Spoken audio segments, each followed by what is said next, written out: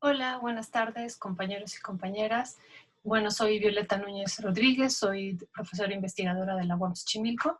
Quiero iniciar agradeciendo a Luisa Falcón y a la doctora Néstor Ceseña por la organización y por la invitación a este evento organizado por la UNAM, donde se está discutiendo el futuro de la península de Yucatán. Bueno, voy a iniciar presentando un PowerPoint, lo voy a compartir. Lo he denominado el trabajo Polos de Desarrollo y Financiarización del Territorio. Esta presentación es producto de un trabajo de investigación que hicimos sobre lo que son los polos de desarrollo en el marco del proyecto del Tren Maya. Es decir, es una síntesis, dado que tenemos muy poquito tiempo aquí. Después podría hacer referencia de esta investigación que hicimos y que ya estamos avanzando en una segunda parte. Bueno, con lo primero que quiero iniciar es con esta idea que ya se ha estado desarrollando por otros ponentes, yo supongo, de ver al territorio donde se construirá el proyecto del Tren Maya, donde se construirá el Tren Maya, como un territorio agrario donde todavía sigue predominando de una manera muy importante la propiedad social, en particular los ejidos. Y bueno, lo que vemos aquí en este primer cuadro, por ejemplo, resalta Quintana Roo, que tiene el 61% todavía de esta propiedad total estatal en manos de ejidatarios, ¿no? Y bueno, Campeche, 52% sigue siendo propiedad social, Yucatán, 54%.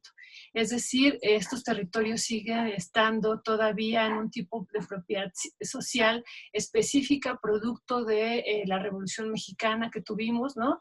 Y esto es un elemento sumamente importante y es ahí donde se van a construir o donde se va a edificar este proyecto del Tren Maya. Pero además de esto, no olvidemos que todavía 3.5 millones de personas en estos estados donde transitará el Tren Maya son personas que pertenecen a algún pueblo originario, ¿no? Entonces, es decir, es un territorio agrario y es un territorio indígena que así debe de ser analizado y abordado también.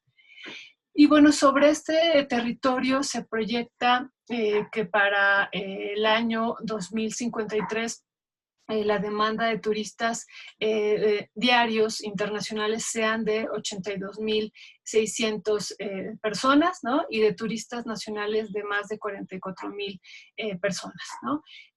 Para ya de manera anual, lo que vemos es que se proyecta que arriben a estos territorios de turistas internacionales más de 30 millones de internacionales y más de 16 millones de turismo nacional, ¿no? Esto implicará indudablemente, y así hay que dejarlo muy enfático, una gran transformación del territorio. ¿Por qué? Porque esta demanda de personas diarias que serán capturadas, así dice la manifestación de impacto ambiental por el Tren Maya, necesitará una profunda transformación a partir de una edificación de infraestructura turística que pudiera soportar y dotar a estos hombres y mujeres que arriben a estos territorios de los elementos necesarios para que puedan desarrollar un turismo en estos territorios, ¿no? Entonces habrá indudablemente una gran transformación, ¿no? Y bueno, ¿dónde y cómo se propone este proyecto donde arribarán esta gran cantidad de turistas? Bueno, sabemos hasta la fecha, de acuerdo a la página oficial del Tren Maya, que están proyectadas 19 estaciones y 12 paraderos, y en estas estaciones a donde arribarán estos turistas se propone la construcción de polos de desarrollo que implicarán un proceso de urbanización y la generación de actividades lucrativas, ¿no? Ambas, es decir, los procesos de urbanización y estas actividades lucrativas están conjuntas en lo que se está denominando como polos de desarrollo, que por cierto hay que decir que se le cambió el nombre a comunidades sustentables sin una explicación particular. Todavía sigue predominando en algunos textos esto de propio Fonatur, lo que son los polos de desarrollo, ¿no? Y bueno, ¿cómo se financiarán estos polos de desarrollo? En el presupuesto de egresos de la Federación 2019 se dio un primer financiamiento para los estudios, ¿no?, de preinversión para la construcción de los polos de desarrollo a lo largo de la ruta del Tren Maya. Se le destinó más de 62 millones de pesos para realizar diversos estudios que permitan obtener datos suficientes para determinar cuáles son a lo largo de la ruta del Tren Maya las comunidades factibles de desarrollo, considerando diferentes factores como el ambiental, el legal, de disponibilidad de servicios, de desarrollo agropecuario, de búsqueda de atractivos turísticos, entre otros, ¿no? Es decir, bueno, ya hay una claridad de que estos polos de desarrollo están en marcha a partir de estos estudios, ¿no? Y bueno, un elemento que a nosotros nos pareció muy importante encontrar fue ver cuál era cada uno de los objetivos que se planteaban en estos diferentes estudios, ¿no? Por ejemplo, aquí algunos de ellos en el documento ya extenso se podrán encontrar ya más a profundidad qué implica cada uno de ellos, cada uno de los estudios. Son diferentes estudios para lo de los polos de desarrollo. Y bueno, uno de ellos es priorizar las comunidades donde se construirán los polos de desarrollo en base a la rentabilidad de cada una de ellas. Dos, analizar la competitividad de las comunidades y poblados, o sea, se habla de competitividad. Tres, conocer el verdadero posicionamiento de mercado, se habla de mercado. Cuatro, brindar una muestra de la realidad competitiva en la que se encuentran las comunidades y de los posibles atractivos turísticos que se puedan generar. Y cinco, dimensionar, ubicar y direccionar el crecimiento urbano en las localidades por las que pasará el Tren Maya, ¿no?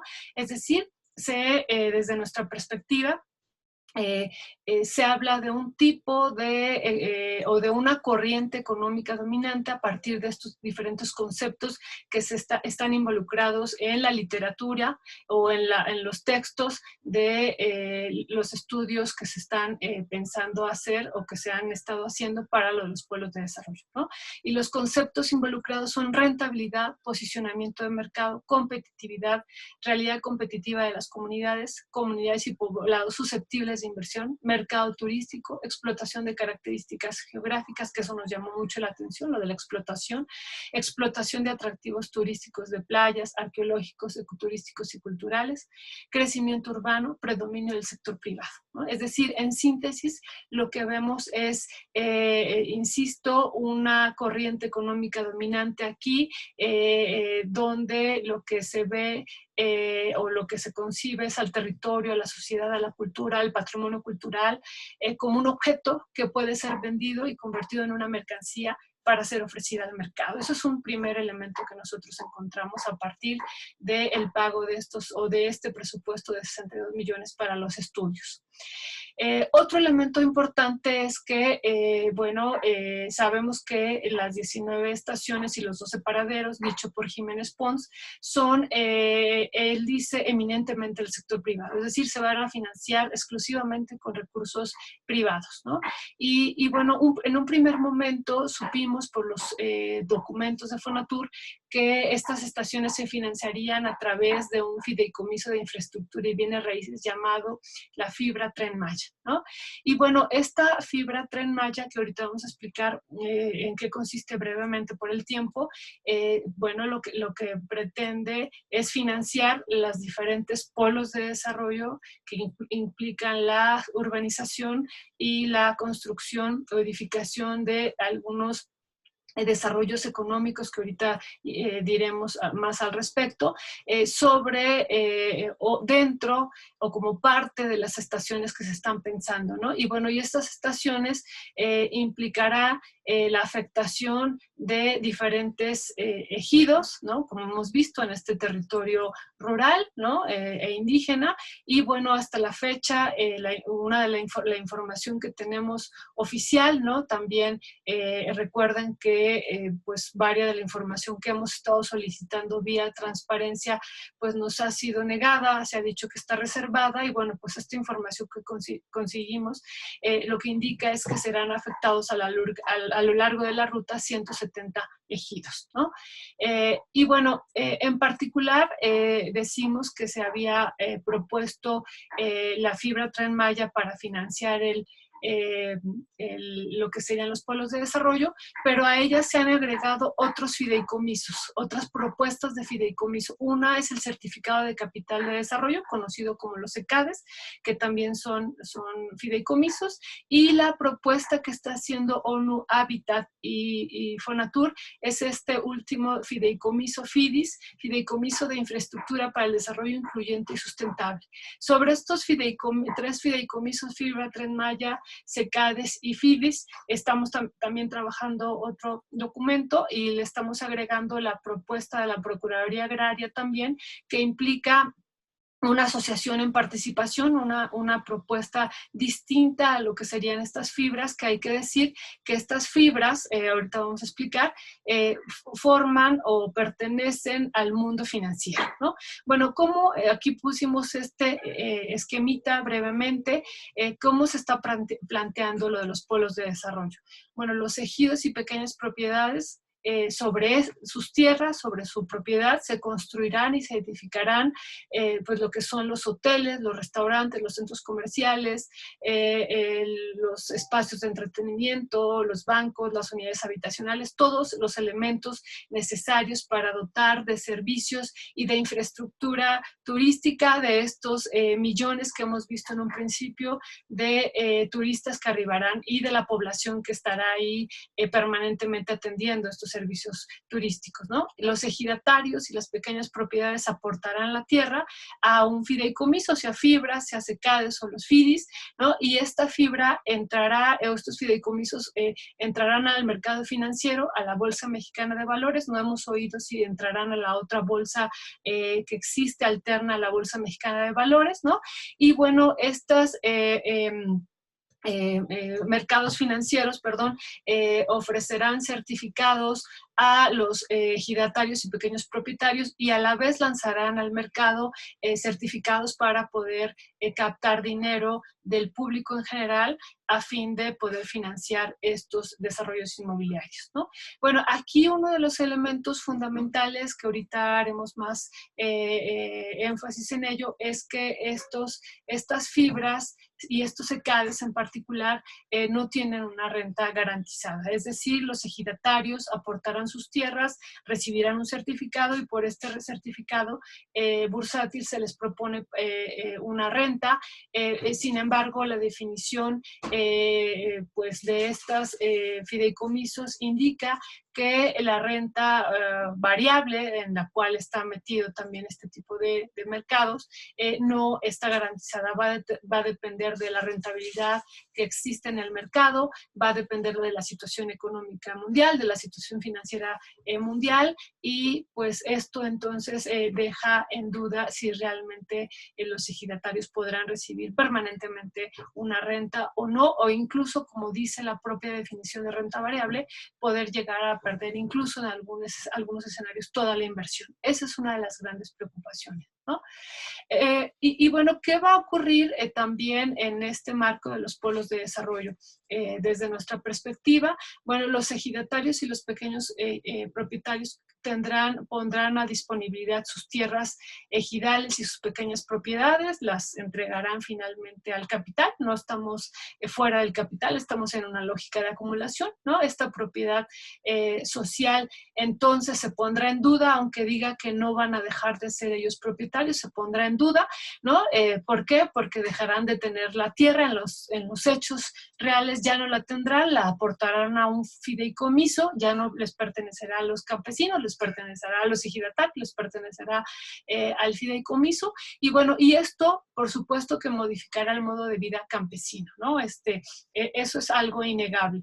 Ellos serán socios en un instrumento financiero, recibirán, como lo he dicho, certificados bursátiles a cambio y la propuesta es dar una renta que insistimos que no está garantizada y eso es por un lado, pero también por otro Otro de los caminos que podrían seguir estos ejidatarios es pasar al dominio pleno y con esto a la privatización de sus tierras ejidales, ¿no? Entonces, en este sentido, en ambas direcciones habrá una modificación de lo que es este tipo de tenencia de la tierra, del modo de vida campesino, de la propiedad social, ¿no? Y bueno, una opción que tendrán estos ejidatarios y pequeños propietarios, además de ser socios o de entrar al dominio pleno, es venderse como fuerza de trabajo y proletarizarse finalmente en estos polos de desarrollo que se están pensando edificar, ¿no? Otro de los elementos importantes que nosotros queremos dejar aquí, insisto, es un resumen por el tiempo, pero que queremos dejar claro, es, por ejemplo, el planteamiento y los conceptos contenidos en la propuesta de los polos de desarrollo desde los propios documentos de Fonatur, ¿no? Lo que encontramos analizando todo lo que había de polos de desarrollo en los textos de Fonatur es que, bueno, hablan de una extensión de tierras en un principio, en una inversión ancla, en detonar una actividad económica, en el incremento de la demanda de los servicios turísticos, en las áreas urbanas, en un reordenamiento territorial, en centros de vida urbana, en ordenamiento urbano, urbanización como motor de desarrollo, actividad económica detonadora, actividad económica para planear ciudades, planación urbana y territorial, ¿no? Es decir, lo que vemos aquí en síntesis es que lo que predomina en los diferentes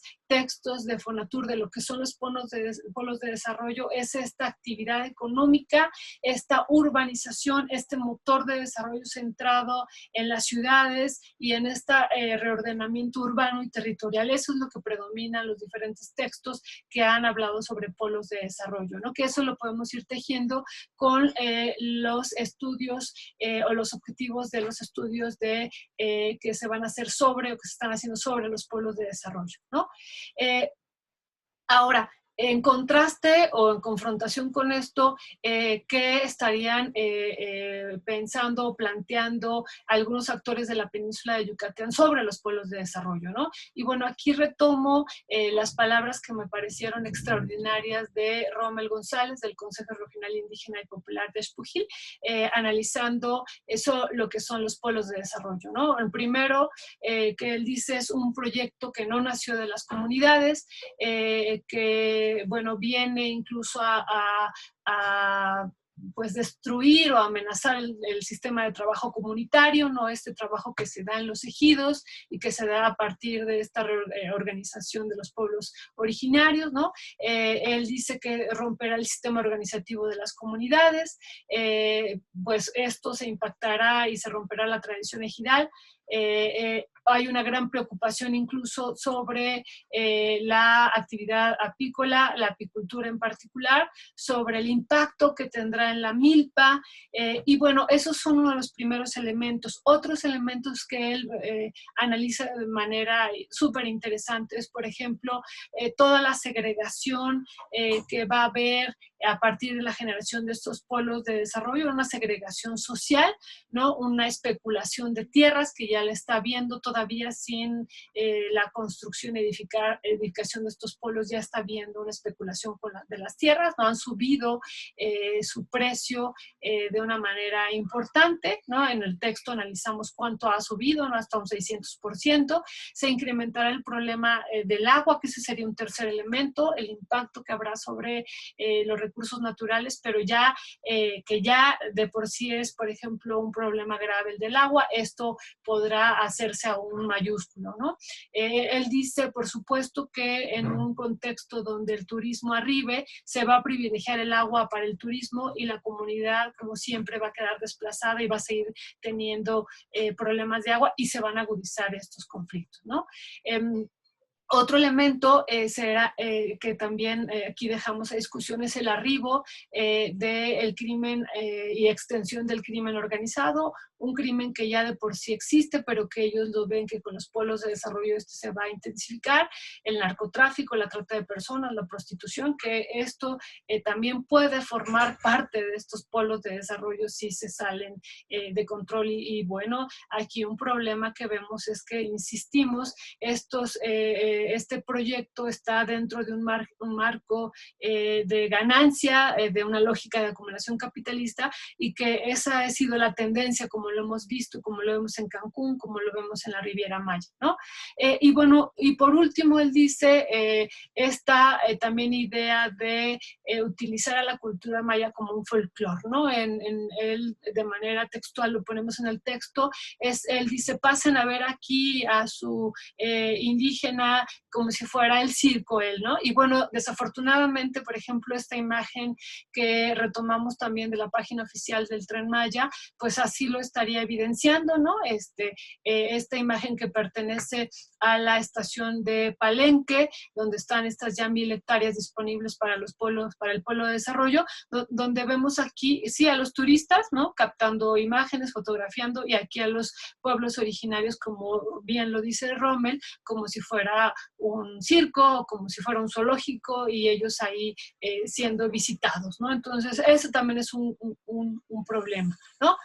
Ahora, otro de los elementos que planteamos en el texto y que ponemos a discusión es la literatura, la amplia literatura que existe a nivel mundial sobre lo que son los polos de desarrollo.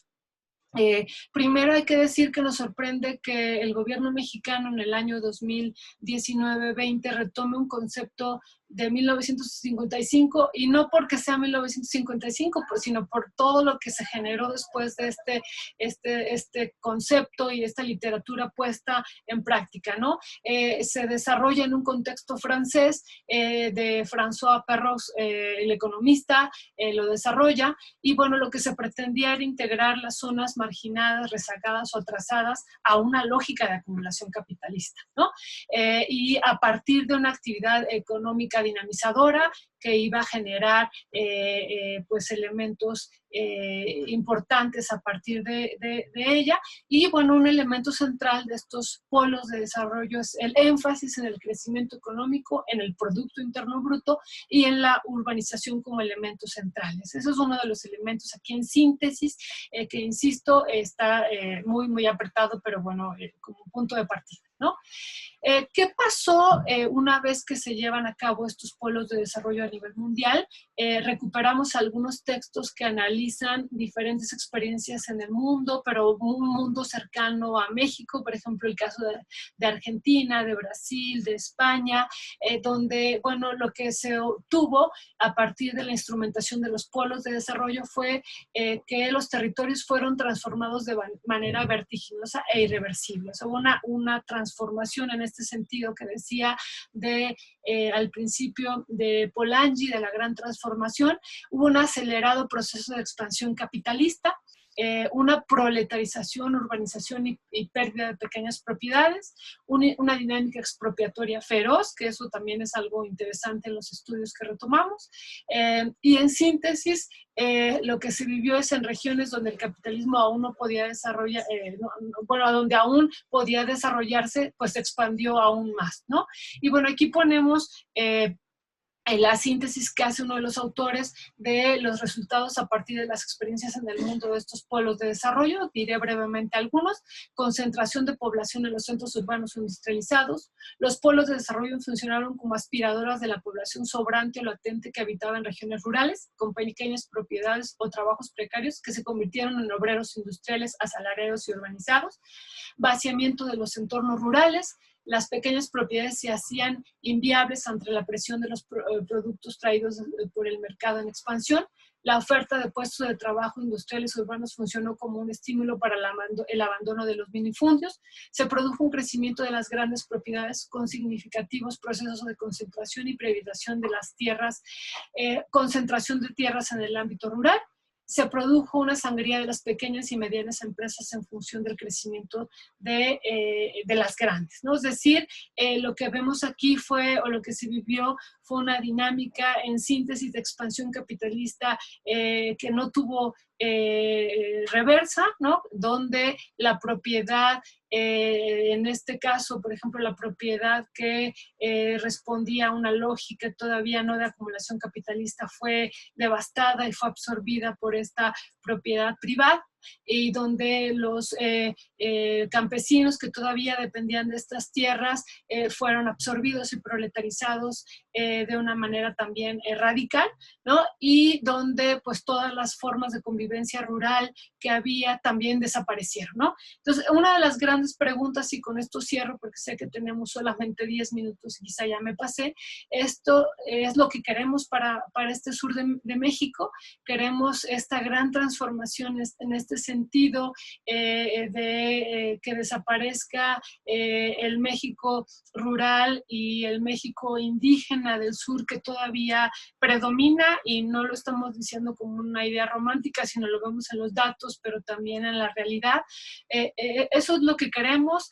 Queremos que en un futuro, cuando ya no esté el gobierno de la llamada Cuarta Transformación, arribe de una manera masiva el capital y entonces logre apoderarse de una manera mayor el capital y el crimen organizado y todos estos poderes fácticos que están vinculados a estos, pues ahora, necropoderes, ¿no? Quien decide quién vive y quién muere, que ellos sean los que realmente en un futuro se apoderen de este sur. Esa es una de nuestras grandes preocupaciones y que queremos dejar aquí de manera telegráfica, asentadas y para la discusión. Muchísimas gracias. Nuevamente repito, muchas gracias a Luisa Falcón y Ana Esther Deseña por la invitación. Gracias.